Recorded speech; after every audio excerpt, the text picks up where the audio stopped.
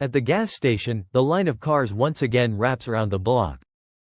Hospitals are understaffed. Teachers are leaving in the middle of the semester. And state leaders? They're pleading for federal support, just to keep the lights on. Across the United States, what used to be minor cracks in the system are turning into deep chasms. In some regions, a single powerful storm could shatter already fragile budgets. In others, jobs are disappearing, public debt is climbing, and crime rates are rising sharply. One question continues to echo louder than the rest. How close are we to the edge? Because in these 10 states, the situation is dire. They're hanging on by a thread, and if that thread snaps, it won't just make headlines. It will hit home. Number 10. Illinois might boast headlines that speak of recovery, but walking through many parts of the state feels more like witnessing a retreat. Storefronts sit vacant, pension promises are being broken, and the crushing weight of one of the nation's highest public debt burdens is pushing down harder each day. How long can a state sustain deficits this deep before temporary cracks become permanent damage? Illinois is currently burdened with over $140 billion in pension debt. That isn't a typo, it's a ticking time bomb. And the situation is worsening. Rising property taxes are driving families out. Businesses are following. As they leave, schools lose funding and neighborhoods begin to hollow out. Chicago might draw national attention, but it's the smaller towns bleeding quietly, some teetering on the edge of collapse. The harsh truth: Illinois is borrowing against its future just to survive today. And unless serious reforms or relief are introduced soon, the state might not outrun what's coming next. Number 9. New Jersey. From the outside, New Jersey seems solid. Its proximity to New York City, high median incomes, and bustling highways give the impression of stability. But beneath the surface, the warning signs are flashing. New Jersey carries one of the highest debt burdens in the nation. Public pensions are severely underfunded. Taxes rank among the highest in the U.S., and people are leaving, fast. Over 70,000 residents moved out in just a single year.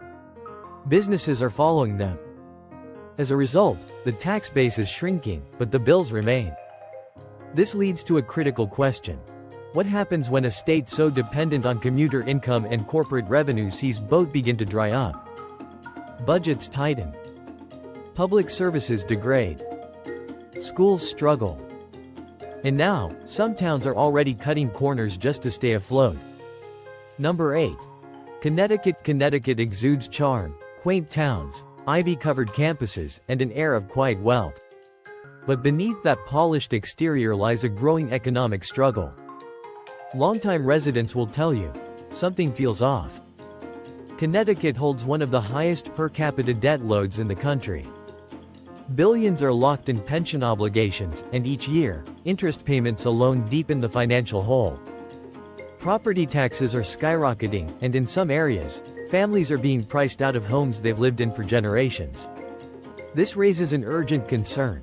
How sustainable is a system where the tax base is shrinking, yet expenses continue to grow? Once anchored by corporate giants, the state has seen many of them, like GE and Alexion, relocate to more business-friendly environments. The trend may continue. Alarmingly, younger residents are also leaving. Over the past decade, Connecticut's working-age population has steadily declined. While retirees remain, the lack of new families and fresh income streams leaves a looming question: who will fund the state's future? It's a quiet erosion, less visible than a factory closure but just as dangerous. Some cities, like Hartford, are already experiencing fiscal emergencies. The state bailed Hartford out once, but can it do so again? Connecticut's economy leans heavily on financial services and insurance. One major market shock or banking crisis could ripple across the entire state in an instant. Beneath the pristine exteriors and well-manicured neighborhoods lies a fragile reality: an overstretched economy, a population in flux, and a debt clock ticking with no pause. For now, it all looks calm. But one spark could ignite a statewide crisis. Number 7. Kentucky. Driving through parts of Kentucky, it's easy to miss the signs of distress. The rolling hills, coal country pride, and close-knit towns paint a peaceful picture. But look closer, and the crisis becomes clear. Several counties in eastern Kentucky are already in deep trouble. Populations are shrinking. Infrastructure is deteriorating. Hospitals aren't just closing temporarily, they're shutting down permanently. Kentucky's economy still relies heavily on coal, manufacturing, and government assistance. When even one of these pillars falters, the rest begin to collapse. As coal jobs vanish and automation takes over factories, entire communities are left behind. So what happens when jobs disappear, and hope follows? Kentucky's pension system is among the worst funded in the U.S. Roads and bridges are in desperate need of billions in repairs. In some rural counties, nearly 1 in 3 people live below the poverty line. And then there's the opioid crisis. Kentucky has been hit especially hard.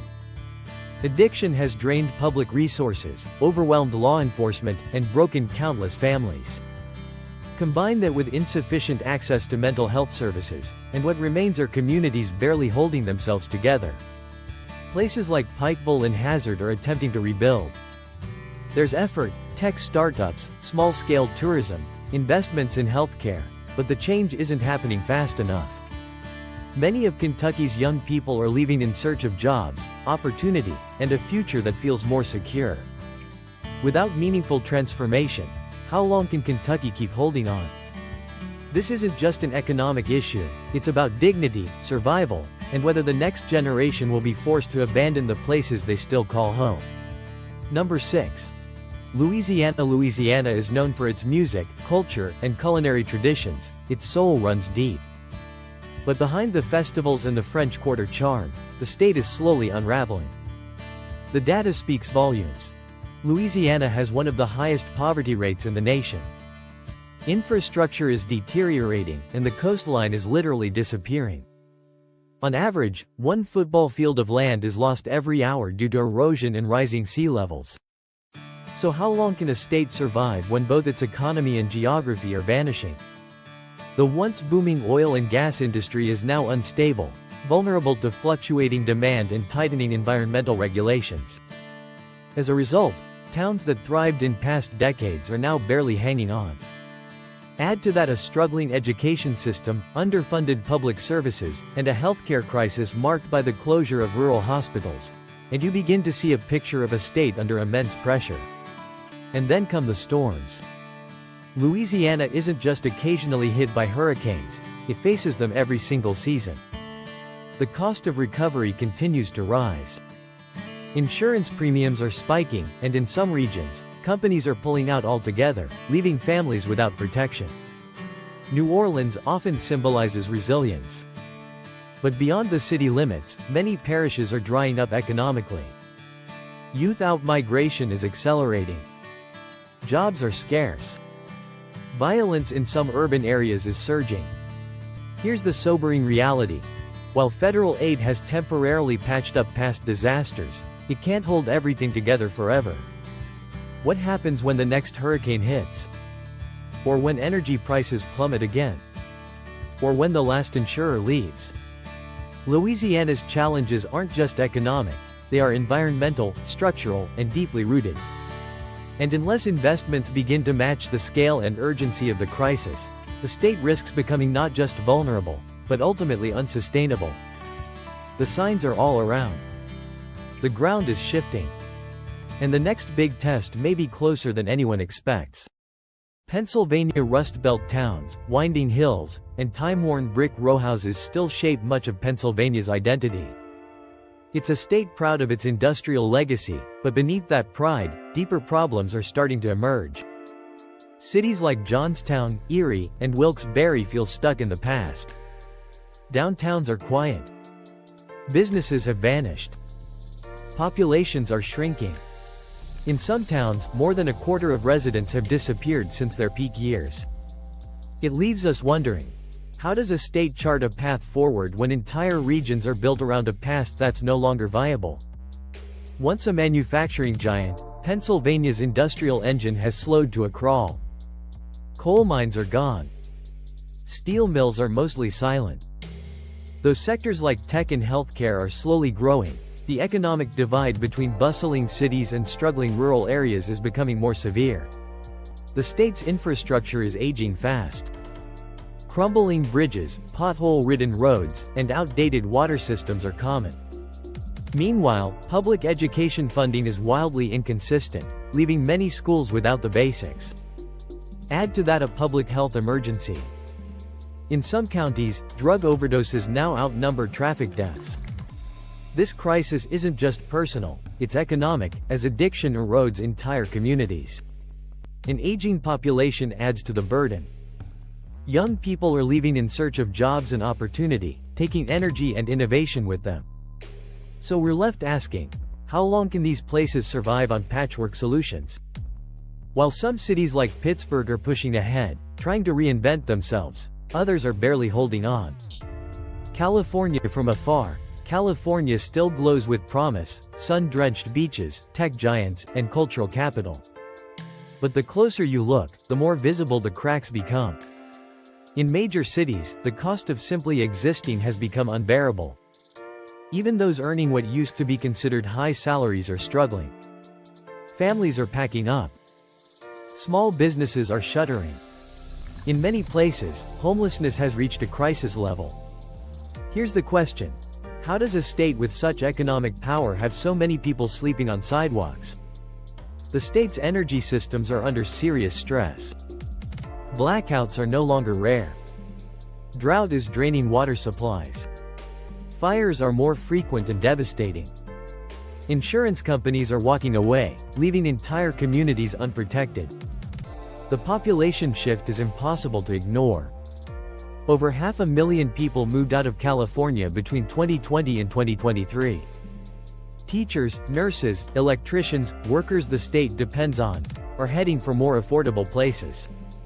After a brief financial high, California now faces a budget deficit in the billions. With the tech sector cooling off and high earners relocating, the tax base that once drove the state's success is weakening. Education and healthcare are also feeling the pinch. Schools are closing libraries. Rural hospitals are stretched thin. While state leaders focus on long-term climate policy, inland towns face immediate threats from flooding, heat, and drought. So the question remains, can California maintain its golden image while so many of its systems are breaking under the weight? Arizona, with its stunning desert vistas, mountain ranges, and endless blue skies, Arizona gives the impression of boundless potential. But behind the scenery, urgent problems are piling up. How is it that a state attracting so many new residents is simultaneously on the brink of serious instability? Every month, thousands move to Arizona looking for cheaper housing and year-round warmth. But the infrastructure to support this growth, especially water and energy, can't keep up. The Colorado River, which provides a huge portion of Arizona's water, is vanishing. Reservoirs are hitting historic lows. Farms are cutting back, and some communities are running wells deeper just to find anything at all. Still, construction doesn't slow. More houses. More lawns. More swimming pools. But fewer answers on how it'll all be sustained. The climate is intensifying. Phoenix recently experienced record-breaking stretches of extreme heat. It's not just uncomfortable, it's deadly.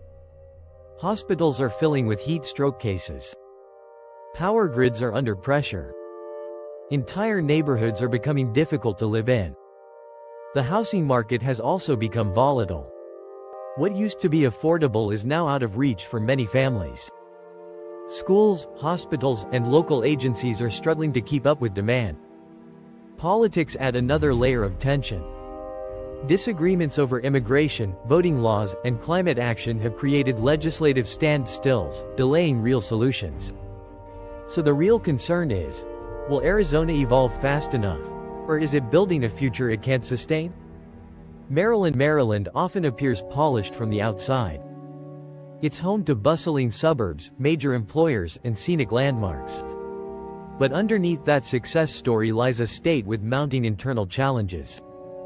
Baltimore paints a more complicated picture. Poverty remains high. Gun violence and crime are climbing. Many public schools are underfunded and underperforming. The decline of manufacturing has stripped communities of reliable jobs. Across the state, costs continue to rise, faster than wages. Housing is increasingly unaffordable, pushing residents farther out, leading to longer commutes and greater stress on transit systems. Maryland also leans heavily on federal spending. When instability hits Washington, the effects ripple across the state, threatening jobs and slowing local economies. Its roads and public transport are showing their age. Gridlock on highways is a daily frustration. Trains and buses are underfunded. Aging infrastructure is creating bottlenecks that limit economic mobility. There are also demographic shifts to consider. With a growing elderly population and a widening wealth gap, demand for healthcare and social services is increasing. At the same time, younger workers are being drawn to other states offering more affordability and opportunity. So here's the dilemma. Can Maryland adapt and invest in its future? Or will it slowly lose its footing under the weight of outdated systems and rising inequality? Alaska has always represented wild beauty and resilience. But the same forces that shaped its identity are now threatening its future. The state's economy has long relied on oil revenue, but that lifeline is weakening. As prices fluctuate and global energy priorities change, Alaska's financial base is shrinking. Annual oil dividend checks, once a source of pride, are dwindling. With less revenue, the state is cutting funding to schools, hospitals, and basic infrastructure. Many young Alaskans are leaving, searching for stability elsewhere. Towns that once thrived on tourism and fishing are struggling to find workers and maintain services. Then there's climate change, which is hitting Alaska faster than nearly anywhere else. Melting permafrost is destabilizing buildings and roads. Coastal erosion is forcing villages to relocate. Wildfires are more intense and frequent. Getting supplies into Alaska has also become more expensive, driving up prices on everyday goods. In remote areas, food insecurity is becoming a real concern. Which brings us to a key question. Can Alaska hold onto its communities and culture in the face of economic decline and environmental upheaval? It's not just nature that's extreme here, the challenges are too. Conclusion: these 5 states, Pennsylvania, California, Arizona, Maryland, and Alaska, each highlight a different facet of America's growing fragility. While the problems may look different, they share a common thread: long-term neglect, systemic pressure, and the urgent need for change. From the faded factory towns of Pennsylvania to the stressed-out sprawl of California, from Arizona's water emergency to Maryland's deepening inequality, and Alaska's race against climate change, the signals are clear. This isn't about doom and gloom. It's about awareness.